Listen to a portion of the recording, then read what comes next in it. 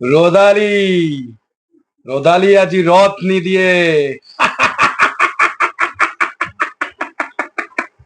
নমস্কাৰ শ্ৰোতা বন্ধু বান্ধৱীসকল, মই মোৰ যিটো ইউটিউব চেনেল আপোনালোকে জানে কণ্ড্ৰবছ নেচাৰ এণ্ড কালচাৰ। মই ইতিমধ্যে চেনেলটোত বিভিন্ন বা বাতৰি গীত নৃত্যৰ ভিডিঅ' দি আহিছোঁ। আজি মই আপোনালোকক এখন বিশেষ জগতলৈ লৈ যাব খুজিছোঁ।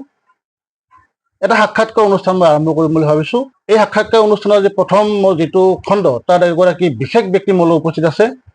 তেখেত হৈছে আপোনালোক সকলোৰে পৰিচিত মানিৰুল ইছলাম ওৰফে মানি। মই আজি মানিৰুল ইছলামৰ লগত আছোঁ। আমি তেওঁৰ লগত বিভিন্ন ধৰণৰ কথা পাতিম, প্ৰেম, বিবাহ, সমাজ, শিক্ষা, চিনেমা, গীত ইত্যাদি। আহকচোন আমি এতিয়া মানিৰুল ইছলামৰ কাষলৈ যাওঁ। প্ৰথমতে মই আপোনাক মোৰ চেনেললৈ স্বাগতম জনাইছোঁ, কণ্ড্ৰবছ নেচাৰ এণ্ড কালচাৰ। প্ৰথমতে মই কন্দৰ্প দাক ধন্যবাদ জনাইছোঁ, লগতে কন্দৰ্প দাৰ চেনেলটোকো মই ধন্যবাদ জনাইছোঁ। এই চেনেলটোৰ জৰিয়তে কন্দৰ্প দাই যে মোক সাক্ষাৎকাৰ ল'বলৈ আহিছে, তো মই ধন্যবাদ জ্ঞাপন কৰিছোঁ আকৌ এবাৰ কন্দৰ্প দালৈ যে মোক বাছনি কৰাৰ বাবে। যি নহওক, যিখিনি প্ৰশ্ন সুধিব কন্দৰ্প দাই, সেই প্ৰশ্নখিনি মই নিষ্ঠা আৰু প্ৰতিষ্ঠাৰে যেন মই উত্তৰ দিব পাৰোঁ। ধন্যবাদ মানি। মই ভাল লাগিছে কথা পাতিম আমি বহুত কথা। আমি প্ৰথমতে আপোনাৰ পৰা আপোনাৰ পৰিয়ালৰ বিষয়ে আপুনি যথাযথভাৱে পৰিয়ালৰ বিষয়ে অলপ ৰাইজক জনাওক, ৰাইজে ভাল পাব যে মানিৰ কোন কোন আছে এই পৃথিৱীত। মোৰ নাম মহম্মদ মানিৰুল ইছলাম। মই কৃষ্ণাই হাবৰাঘাট খাৰিজা মানিকপুৰৰ এজন ডেকা হয়। মোৰ দেউতাৰ নাম মইনাল হক, মোৰ মাৰ নাম নজিবুন নেছা। দুৰ্ভাগ্য কম যে মোৰ মা দেউতা নাই, মোৰ ভাই ভনী ককাই আছে। আমি বহুত ডাঙৰ ফেমিলি হয়, জইণ্ট ফেমিলি হয়। ফেমিলিখনত কমচে কম 21 জন মেম্বাৰ আছোঁ আমি। ভাল লাগিল, আমি তেখেতৰ বিষয়ে কিছু গম পালোঁ। তেখেতৰ মা দেউতা নাই, যি হওক মানুহে জন্মিলে মৃত্যুবৰণ কৰে, সেইটো বেলেগ বিষয়। আমি সেই দিশত পিছত কথা পাতিম। এতিয়া আমি আহিম কিছু সামাজিক কথালৈ। আমি দেখিছোঁ মানিৰুল ইছলাম, যাক আমি মানি বুলি সকলোৱে জানো, মানিয়ে সমাজখনৰ কাৰণে, সমাজৰ কিছু ভাল চিন্তা কৰি বহুত সামাজিক দিশত তেওঁ আগবাঢ়ি আছে। সমাজত যেতিয়াই তেওঁ দেখিছে অপসংস্কৃতি, অনৈতিক কাৰ্য, মানে খাম খেল যিটো হয়, তেতিয়াই তেওঁ মাত মাতিছে। এতিয়া আমি মানিৰুল ইছলামৰ পৰা মানিৰ পৰা জানিম তেওঁৰ যিটো সমাজ সেৱা, যিটো তেওঁৰ ধাৰণা, সেইটো তেওঁৰ মনত কেনেকৈ আহিল, তেওঁৰ মনত সেইটো কেনেকৈ সৃষ্টি হ'ল, আৰু তেওঁ সমাজখনৰ প্ৰতি কেনেকুৱা দায়বদ্ধ হ'ল নিজকে ভাবে। কন্দৰ্প দাই সমাজৰ কথা কৈছে। হয়, আমি জীয়াই থাকিব লগা হ'লে এখন সৰল সুস্থ সমাজ আমাক লাগিব। এজনে আনজনৰ কথা বুজিব লাগিব, জানিব লাগিব। সৰুৱে ডাঙৰৰ কথা শুনিব লাগিব, ডাঙৰে সৰুক মৰম কৰিব লাগিব। এনেকৈ সমাজ ব্যৱস্থাখন আমি আগবঢ়াই লৈ যাব লাগিব। অকলে সমাজ ব্যৱস্থা আমি সুস্থ কৰিব নোৱাৰিম, বা মই নোৱাৰিম। মোৰ লগতে ৰাইজ সকলে ওলাই আহিব লাগিব। যেনেকুৱা আমাৰ কৃষ্ণাৰ সমস্যা, প্ৰথম সমস্যা হৈছে আপোনাৰ কৃষ্ণাই বজাৰৰ যিটো ড্ৰেইন, 1 ঘণ্টা বৰষুণৰ পানীত গোটেই কৃষ্ণাই বজাৰখন উটি যায়, একমাত্ৰ ড্ৰেইনৰ কাৰণে। লগতে আমাৰ কৃষ্ণাই অলিয়ে গলিয়ে যিবোৰ সৰু সৰু ৰাস্তা বাইলেন গুচি গৈছে, সৰু সৰু ড্ৰেইন আছে, সেই ড্ৰেইনবিলাক আমাৰ কিছুমান দোকানী বা কিছুমান ব্যক্তিগত ঘৰ থকা ঠাই, সেই ড্ৰেইনবিলাক মানে মাটিৰে বোকাই দিছে, মানে যাৰ ফলত পানীবোৰ উঠি ওপৰলৈ উঠি আহে, যাৰ ফলত ৰাইজৰ অসুবিধা হয়, ছাত্ৰ ছাত্ৰীৰ অসুবিধা হয়, সকলোৰে অসুবিধা হয়। এই ক্ষেত্ৰত বহুত ঠাইত জনোৱা হৈছে বিভাগীয় কৰ্তৃপক্ষসকলক। মই আপোনাৰ এই মাজতে হস্তক্ষেপ কৰিছোঁ। আমাৰ যিটো স্থানীয় সমস্যা, ৰাস্তা ঘাট, এইবিলাক দেখি আচলতে আপোনাৰ মনত সমাজৰ ধাৰণাটো আহিল নেকি? একচুৱেলি যিখন ঠাইত থাকোঁ, সেই ঠাইখন আমাৰ পৰিষ্কাৰ কৰা আমাৰ দায়িত্ব। আমি পৰিষ্কাৰ কৰিব লাগিব, নিজে নিজে আমি আগবাঢ়ি যাব লাগিব সমাজখন পৰিষ্কাৰ কৰাৰ কাৰণে। যিহেতু আমাৰ কৃষ্ণাই অঞ্চলখন বহুত পিছপৰা অঞ্চল হয়, বৰ্তমান বিজনেছ ক্ষেত্ৰত ব্যৱসায়িক ক্ষেত্ৰত আগবাঢ়িছে অকণমান, আৰু শিক্ষাৰ ক্ষেত্ৰতো আগবাঢ়ি আহিছে, আগতকৈ বহুত আহিছে। কিন্তু এই ৰাস্তা ঘাটৰ যিটো সমস্যা, তাৰ উপৰিও আমাৰ এখন ফিল্ড আছে হাইস্কুল।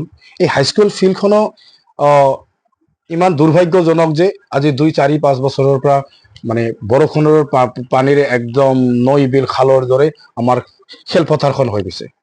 খেলপথাৰখনক আমি কেনেকৈ ভাল কৰিব লাগিব, কেনেকৈ কি মেৰামতি কৰা যায়, এই বিষয়ে মই আমাৰ স্কুল কৰ্তৃপক্ষৰ লগতো কথা পাতিছিলোঁ, বা অঞ্চলৰ কিছু ৰাইজেও কথা পাতিছে।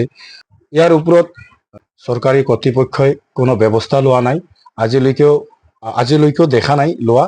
এতিয়াও পানীৰে একদম ভৰ্তি হৈ আছে। মই মাজতে মাত দিছোঁ, ঠিকে আছে, আমি সমাজ সেৱাৰ বিষয়ে আৰু আলোচনা কৰিম। আমি জনাত আপুনি সদৌ অসম ছাত্ৰ সন্থা, যাক সকলোৱে আছু বুলি জানে, আছুৰ জিলা পৰ্যায়ৰ এগৰাকী নেতা। কথা হ'ল, আপোনাৰ সমাজ সেৱাৰ দিশত আপুনি যে এজন ছাত্ৰ নেতা, সেইটো কিবা সহায় কৰিছে নেকি, যে ছাত্ৰ নেতাৰ কাৰণে আপুনি সমাজ সেৱাৰ ক্ষেত্ৰত আগবাঢ়িব পাৰিছে, তেনেকুৱা কিবা হৈছে নেকি? একচুৱেলি সদৌ অসম ছাত্ৰ সন্থা সদায় মাত মাতি আহিছে বিভিন্ন সমস্যাত, আৰু মাত মাতি যাব। আৰু আমাৰ সদৌ অসম ছাত্ৰ সন্থাৰ প্ৰথম কামেই হ'ল শৈক্ষিক পৰিৱেশ। শৈক্ষিক পৰিৱেশত আমাৰ সদৌ অসম ছাত্ৰ সন্থা মাত মাতি আছে, মাত মাতি যাব। কিন্তু আমি বিভিন্ন সমস্যাতো মাত মাতো, যেনেকুৱা আমাৰ কাৰ্যসূচীবোৰ হৈ আছে সদৌ অসম ছাত্ৰ সন্থাৰ আহ্বানত। যিহেতু মই গোৱালপাৰা জিলা ছাত্ৰ সন্থাৰ সহকাৰী সম্পাদক হয়, মই গোৱালপাৰা জিলাখনৰ বিষয়ে প্ৰথমতে ভাবিব লাগিব, ভাবি আছোঁ, মাত মাতিয়ে আছোঁ। আৰু যিহেতু মই কৃষ্ণাই অঞ্চলৰ এজন ল'ৰা, এই প্ৰথমতে মই কৃষ্ণাইৰ পৰা জিলালৈ যাব লাগিব। ঠিকে আছে, ধন্যবাদ। কথা হ'ল, এতিয়া আমি দেখিছোঁ জিলা পৰ্যায়ৰ যিখিনি আছু নেতা, তেওঁলোকো একেবাৰে য়ং, যুৱক, আৰু আমাৰ যিখিনি কেন্দ্ৰীয় নেতা আছে তেওঁলোকো যুৱশক্তি। বৰ্তমান আছুৱে আগৰ পৰাই গুৰুত্ব দি আহিছে, আমি দেখিছোঁ শেহতীয়াভাৱে যুৱশক্তিক যথেষ্ট গুৰুত্ব দিছে। যিহেতু যুৱশক্তি, আপোনালোক আছুৱে যুৱক যুৱতী, যিখিনি উঠি অহা যুৱক যুৱতী, তেওঁলোকৰ বিষয়ে নিশ্চয় চিন্তা চৰ্চা কৰে, ছাত্ৰ ছাত্ৰীৰ বিষয়ে চিন্তা চৰ্চা কৰে। যিটো আমাৰ শেহতীয়া শিক্ষা ব্যৱস্থা, তাত কেতিয়াবা বহুত কেৰণ দেখা যায়। এই শিক্ষা ব্যৱস্থাটোক উন্নত কৰিবৰ কাৰণে আপুনি এজন জিলা পৰ্যায়ৰ নেতা হিচাপে কিবা কাৰ্যসূচী গ্ৰহণ কৰিছেনে? কাৰ্যসূচী গ্ৰহণ কৰিছোঁ মানে কি, আমি সদৌ গোৱালপাৰা জিলা ছাত্ৰ সন্থা আমি সদায় মাত মাতি আহিছোঁ, আৰু মাত মাতি যাম। এতিয়ালৈকে মাত মাতি আছোঁ, ৰাইজে দেখি আছে আছুৱে কি কৰি আছে, কি কৰা নাই। যেনেকুৱা ছাত্ৰ ছাত্ৰীৰ কিবা অসুবিধা হ'লে বিদ্যালয় মহাবিদ্যালয় সকলত সদায় আমি মাত মাতি আছোঁ। আৰু যেনেকৈ বৰ্তমান এডমিশ্যন চলি আছে, যেনে এক্সাম চলি আছে, সিহঁতৰ খবৰবোৰ আমি লৈ আছোঁ, কেনেকৈ কি প্ৰস্তুতি চলি আছে। আমি বিদ্যালয় মহাবিদ্যালয়ৰ অধ্যক্ষ প্ৰধান শিক্ষকসকলক আমি প্ৰতি মাহতে এবাৰ আমি সেই ব্যক্তিসকলৰ ওচৰত আমি যাওঁ, বহুতো কথা আলোচনা কৰোঁ। ছাত্ৰ ছাত্ৰীৰ বিষয়ে কিবা সমস্যা আছে নেকি, মহাবিদ্যালয়ত কিবা সমস্যা আছে নেকি, বিদ্যালয়ত কিবা সমস্যা আছে নেকি, আমাক বহুত ধুনীয়াকৈ সুন্দৰকৈ আমাক সমস্যাবোৰ আমাক জনায়। আমি যিখিনি পাৰোঁ ছাত্ৰ সন্থাৰ তৰফৰ পৰা, গোৱালপাৰা জিলা ছাত্ৰ সন্থাৰ তৰফৰ পৰা আমি সহায় কৰিবলৈ চেষ্টা কৰোঁ, আৰু কৰি আহিছোঁ, দেখি আছে সকলোৱে। ঠিকে আছে, কথাবিলাক তেওঁ আমাক ধুনীয়াকৈ বুজাই আছে। আমি এতিয়া বিশেষ এটা দিশলৈ যাম। কথা হ'ল, যুৱ প্ৰজন্মৰ মাজত এটা শ্ৰেণী যেনেকৈ শিক্ষা দীক্ষাৰ লগত জড়িত হৈছে, তাৰ মাজতে কিছু ব্যতিক্ৰম যুৱক যুৱতীও আছে, বিশেষকৈ যুৱ সমাজ। তেওঁলোকে কিছু দুষ্কাৰ্যৰ লগত জড়িত আমি দেখা পাওঁ, যেনে ড্ৰাগছ সেৱন, তেনেকুৱা কৰ্মতো বহুত যুৱক জড়িত। যুৱকখিনি বহুত আমি দেখি থাকোঁ যে সংবাদ মাধ্যমত বহুত যুৱক ড্ৰাগছ আসক্ত। আছু যিহেতু যুৱ প্ৰজন্মৰ উন্নয়নৰ কথা চিন্তা কৰি থাকে সদায়, আছুৱে এই দিশত কিবা পদক্ষেপ গ্ৰহণ কৰিছে নেকি? হয়, শিক্ষা দীক্ষাৰ কথা কৈছে আপুনি। শিক্ষা দীক্ষাটো ভালেই চলি আছে, তাৰে মাজত যিটো ড্ৰাগছ সেৱন, এইটো আমি মাৰ বান্ধি থিয় দিব লাগিব। ঘৰৰ কাষতে হওক বা বজাৰতে হওক বা কোনোবা গলিতে হওক, যোনে ড্ৰাগছৰ ব্যৱসায় কৰে আৰু যোনে ড্ৰাগছ সেৱন কৰে, সেইবোৰৰ ওপৰত আমি মাৰ বান্ধি থিয় দিব লাগিব। নহ'লে আমাৰ নতুন যিটো আমাৰ নতুন প্ৰজন্ম ধ্বংসৰ ৰাস্তাত গৈ আছে, এজন দুজনকে আজি বহুতেই এই ড্ৰাগছ সেৱন কৰি আছে। এইবোৰ আমি কেনেকে নিয়ন্ত্ৰণ কৰা যায়? এই নিয়ন্ত্ৰণ কৰাৰ মেইন সূত্ৰ হ'ল ৰাইজ। আমি ৰাইজে কৰিব লাগিব। ই মোৰ ককাই হয়, ই মোৰ মমায়েক হয়, ই মোৰ ভাই হয়, এইটো চাব নালাগিব। অবৈধই হয়, অবৈধ কেতিয়াও বৈধ হ'ব নোৱাৰে। ঠিকে আছে, ভাল লাগিছে। আমি সকলোৱে জানো তেওঁ এজন আত্মবিশ্বাসী যুৱক, আৰু তেখেত যিহেতু আছু নিচিনা এটা সংগঠনৰ সদস্য, এজন কৰ্মী নেতা বুলি কৈছোঁ আমি। গতিকে আমি এনেকুৱা চিৰিয়াছ বিষয়ে আমি আৰু আলোচনা কৰিম। আমাৰ সাক্ষাৎকাৰটো হয়তো ৰাইজৰ কাৰণে কিছু বিৰক্তিৰ দায় উঠিব যে এওঁলোকে মাত্ৰ ড্ৰাগছ, সমাজ এইবিলাক কথা পাতিব, বেলেগ কথা নাপাতিব নে? পাতিম, নিশ্চয় পাতিম। আপোনালোকে সকলোৱে জানে আমাৰ মানিৰুল ইছলাম তেওঁ নিজে গীত লিখে, গীত সুৰ কৰে, গায়। গতিকে আমি এইখিনি সময়ত মানিৰ পৰা আমি এটা গান শুনিব পাৰোঁ নে কি কয়? যদি আপোনাৰ অসুবিধা নহয়, আমি এইখিনি সময়ত আপোনাৰ পৰা এটা আপুনি লেখা, আপুনি সুৰ কৰা আৰু খুবেই জনপ্ৰিয় গান এটি আপুনি আমাক ৰাইজক শুনাব লাগে। গান মোৰ ইতিমধ্যে 5ৰ পৰা 6টা ওলাইছে। মই ভিডিঅ' কৰিব পৰা নাই, ভিডিঅ' উলিয়াম বুলি ভাবি আছোঁ, চেষ্টা কৰি আছোঁ। অডিঅ' ওলাইছোঁ মই, যিহেতু এটা গান মোৰ বিশেষ বহুত ধুনীয়াকৈ চলি আছে, ৰাইজে আদৰি লৈছে কম বেছি। সেইটো হৈছে মোৰ কইনাজনী। যি নহওক, মই গানটো অকণমান যি নহওক, মই যিহেতু কন্দৰ্পদা বিচাৰিছে বা ৰাইজে বিচাৰি থাকে, আজি মই অকণমান গুণগুণাই দিছোঁ মোৰ হিটছ সং, মোৰ কইনাজনী। তুমি বগী হলে মোৰ এই কলিজা, তুমি কলা হলেও মোৰ এই দেহা জান। তুমি বগী হলে মোৰ এই কলিজা, তুমি কলা হলেও মোৰ এই দেহা জান। লাখ লাখ লাখৰ মাজত তুমি মোৰ জনী, মৰম লগা মোৰ কইনাজনী। ধন্যবাদ। ধন্যবাদ মানি, ইমান সুন্দৰ কণ্ঠ মানিৰ, আমি ভাল পালোঁ। সমাজৰ বিষয়টোৰ লগতে আমাৰ শিক্ষা, সমাজ ব্যৱস্থা ইত্যাদি জড়িত থাকে। মই আপোনাৰ পৰা এটা কথা জানিম যে আমাৰ বিশেষকৈ গাঁৱলীয়া সমাজত ছোৱালীক যেনিবা শিক্ষা বিশেষ প্ৰয়োজন নাথাকে, তেনেকুৱা বহুত আছে অভিভাৱক, বিয়া দিব পাৰিলে হয়। এইটো বিষয়ে আপুনি কিবা ক'ব নেকি?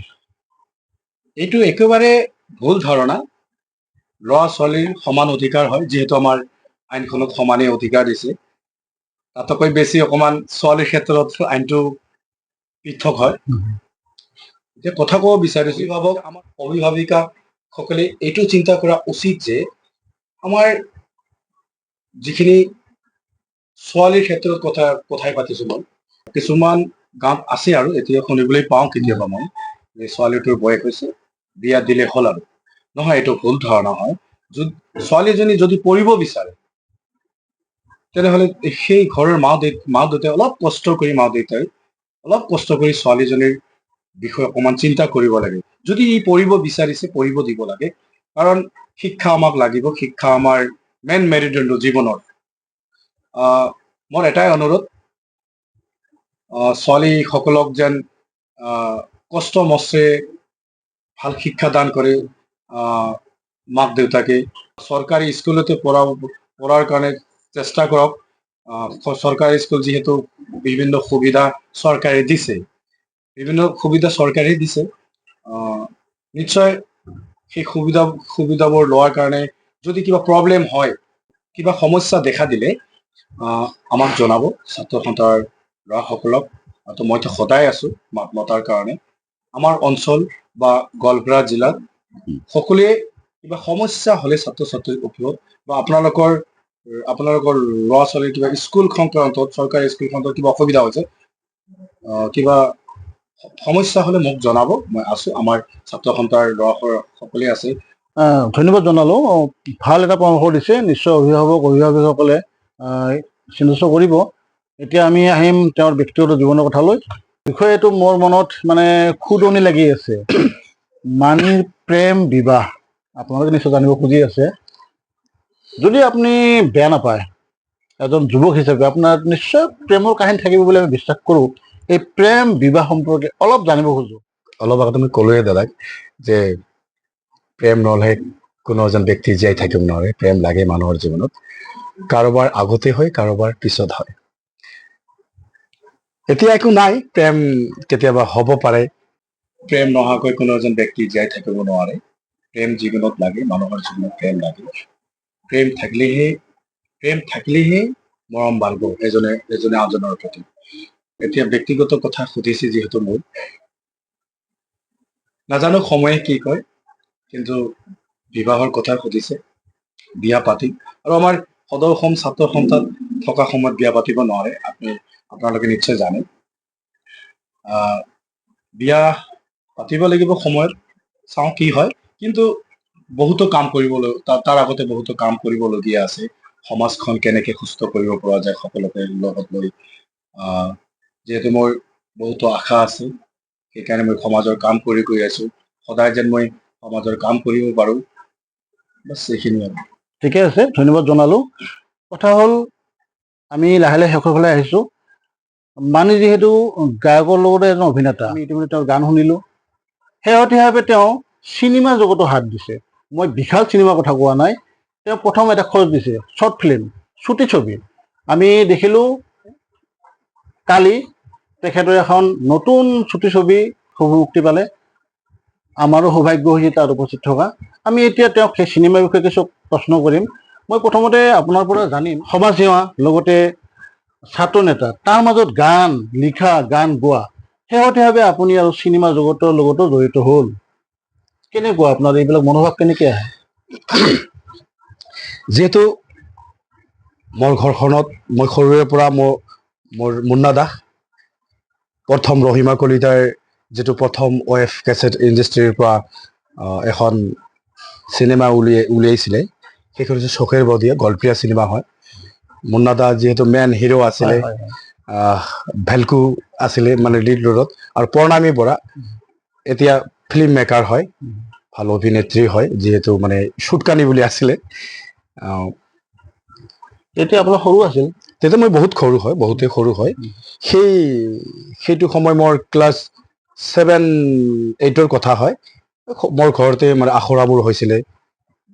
এই চিনেমাখনৰ চখেৰ বাদৰ যিটো আখৰা আছিলে, চখেৰ বাদৰ যিটো ফিল্মখনৰ যিখন আখৰা আছিলে, সেই আখৰাখন আমাৰ ঘৰতে বেছিভাগ হৈছিলে। শ্বুটিং আমাৰ কৃষ্ণাই অঞ্চলতে হৈছিলে, যিহেতু তেতিয়া কৃষ্ণাই অঞ্চলত কোনো চিনেমা, ৰিলছ, গান, অভিনয় এনেকুৱা ওলোৱা নাছিলে। অডিঅ' গান আছিলে, মোবাইল নাছিলে, আৰু ৰহিমা কলিতা ছিংগাৰ আছিলে।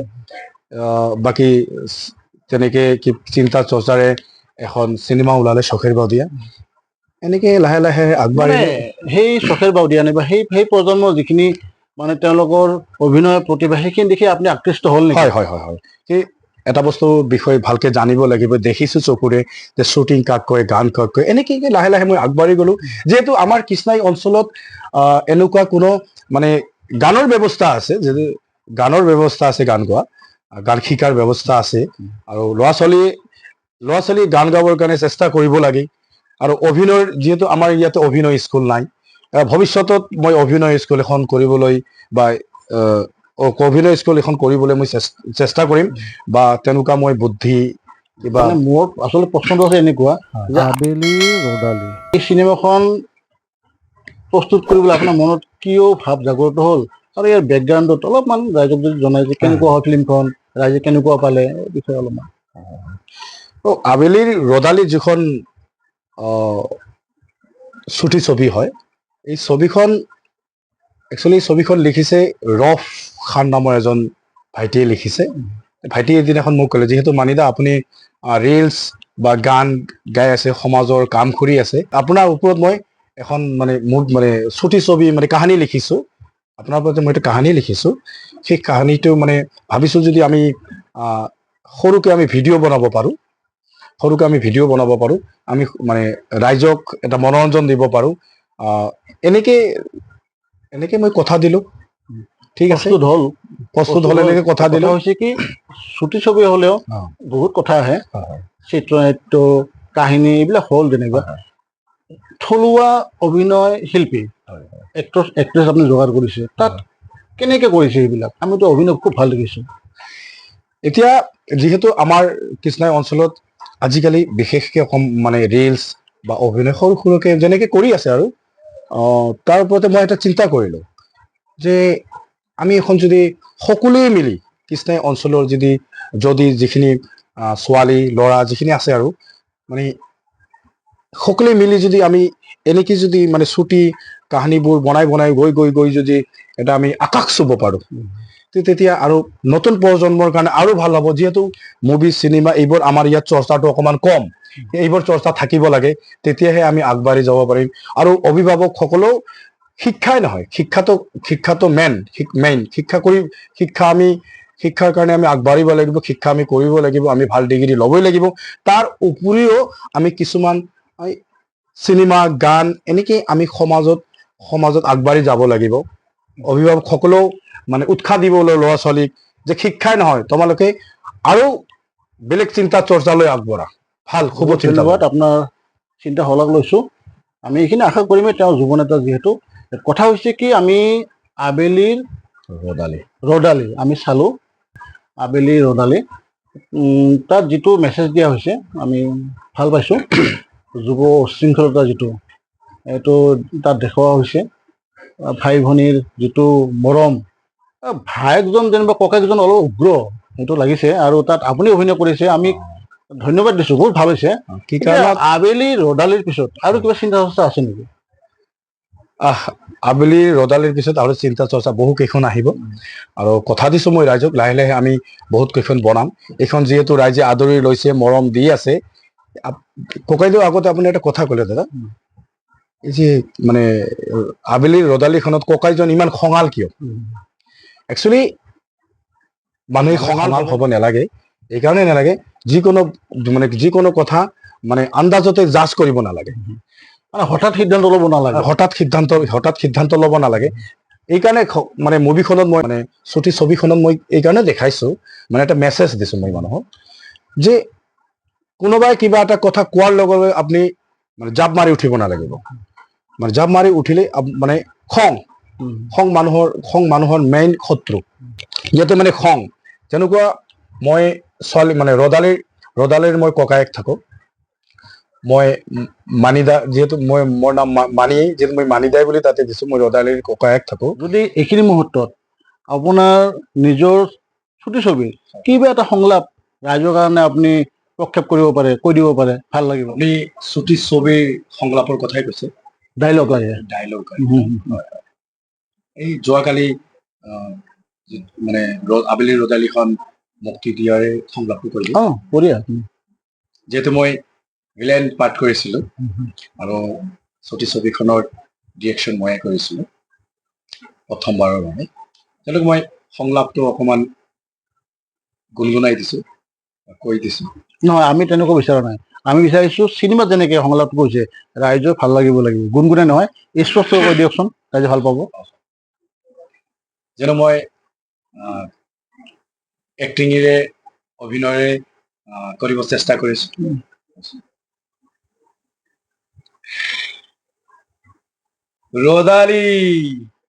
ৰদালি আজি ৰথ নিদিয়ে।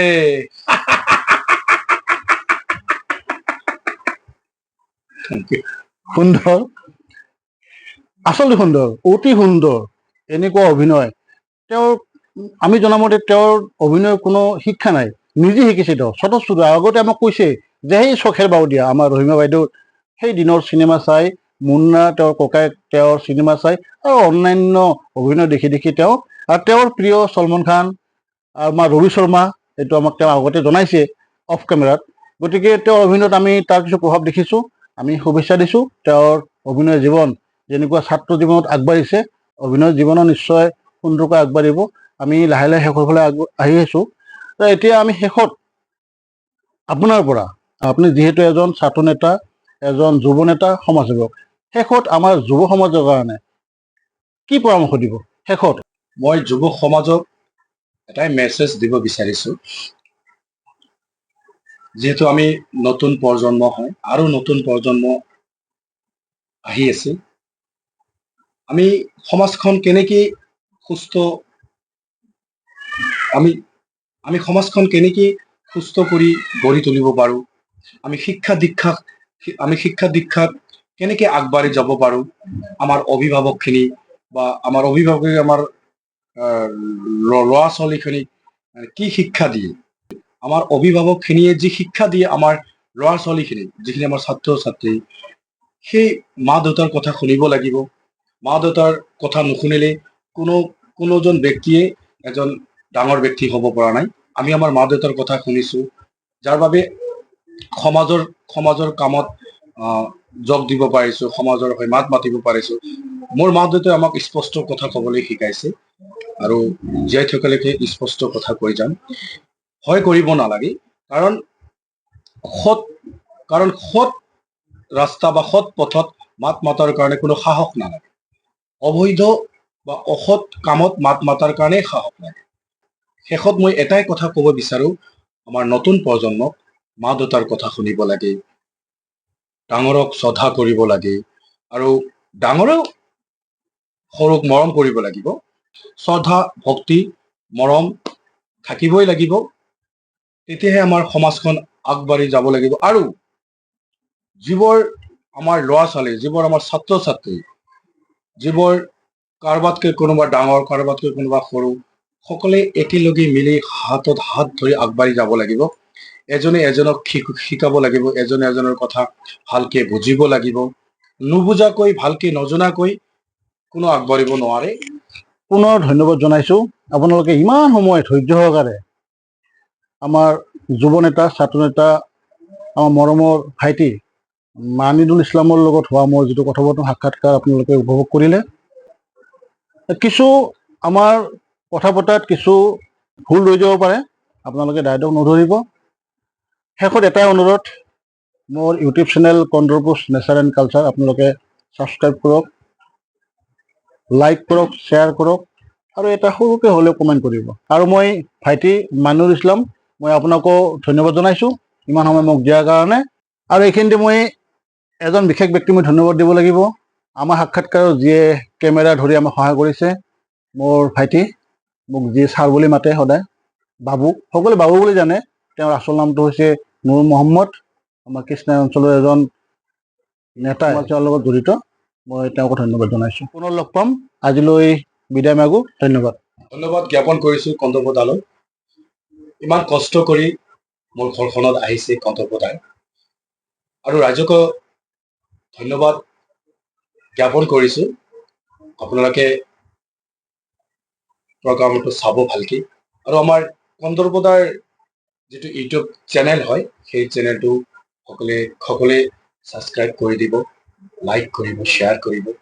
কন্দৰ্প দাও আগবাঢ়ি আছে এই চেনেলটো লৈ। এটা সময়ত আজি যেনেকৈ মোৰ সাক্ষাৎকাৰ ল'ব আহিছে, এটা সময়ত সকলোৰে ল'ব। আমি ভাল ভাল কাম কৰিব লাগিব, আমি সমাজত নাম আনিব লাগিব, আমি আগবাঢ়ি যাব লাগিব। সেয়ে আৰু ধন্যবাদ থাকিল সকলোকে। নমস্কাৰ, জয় আই অসম।